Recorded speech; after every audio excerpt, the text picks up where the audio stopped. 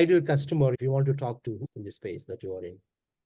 Yeah, in terms of industry, it's usually SaaS companies, software as a service companies, plus manufacturing.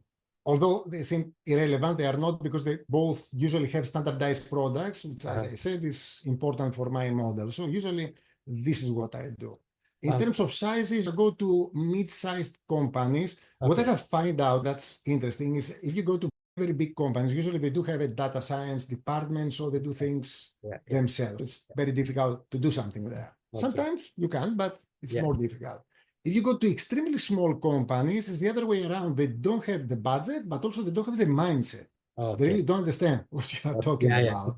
Exactly. Somewhere in between, there is a sweet spot, mid-sized companies, where you have all things are in place and you can definitely do things and help them improve the pricing. Assume that they don't have an access to you, that FutureUP is not existing, or they don't know your tool and technologies. How are they managing right now?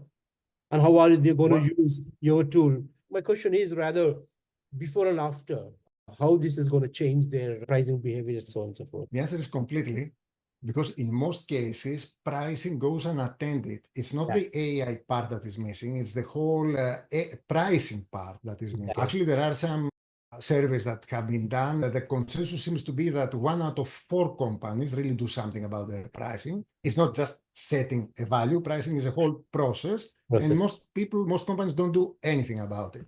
So in this case, the AI part is actually a good opportunity to start revising your pricing model and thinking all about it.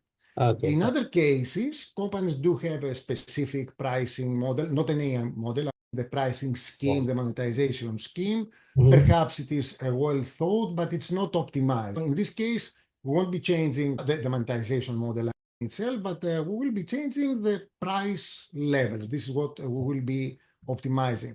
By the way, if there is a case of price monetization change, monetization model change, this is not something that I will do in my company, but I do have partners, associates, consultants specialized in pricing that can do that and can do wonders with companies. That's interesting. So I know that you are using AI and machine learning. What is your USP in FutureUP? I don't know whether you have any competitors in the market. I've not done any research on that. Why somebody has to come to you, and what is that you're doing as a USP of your organization or a product that you have? Obviously, there is competition. There is always competition. Even if the competition is that I will do that manually or I won't do anything. You compete against that sometimes. But of course, obviously, there are companies that do something similar, but it's not entirely similar. What I find that is different and better, and what I've seen out there in FutureUP is, first of all, the model itself. I've developed the model before 25 years or so as a business executive, and I had the chance of actually testing it through time. That's the best test that you can get.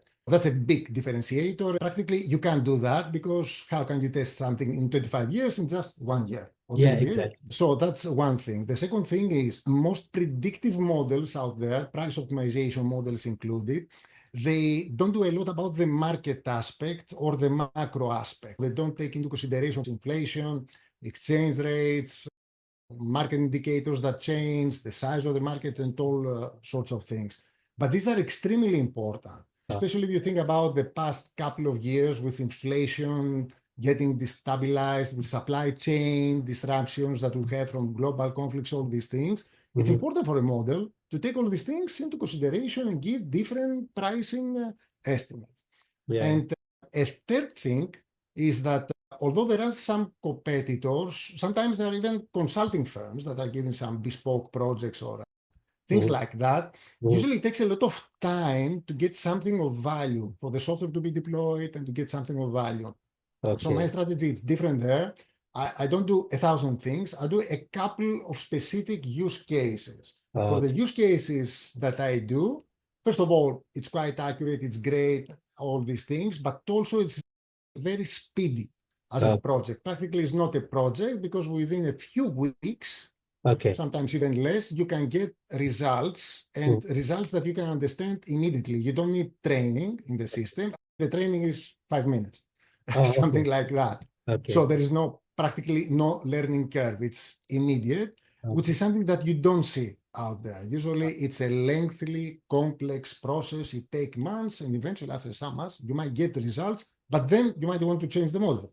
So Okay. it Yeah, doesn't yeah. work. Okay. So I find that these are key differentiators. Brilliant, brilliant. And I know there are a lot of good ideas. I know you have 25 years of experience in the space that you are in, from taking from idea to execution, and you probably would have come across a lot of challenges. So if you want to pick one of those, the biggest challenges that you break between these things, which one do you normally do? What is your thought about that? Which of those challenges that you think you have done a better work in terms of executing it? Okay, execution while experimenting with my company or with customers and I'm talking deployments. about your platform. My For company. example, finding a right team, or finding a right patterns or AI models, or bringing the data. So there could be one of those challenges that you will probably would have come across, right? Yeah. My answer is Well, towards the execution of that, basically. yeah.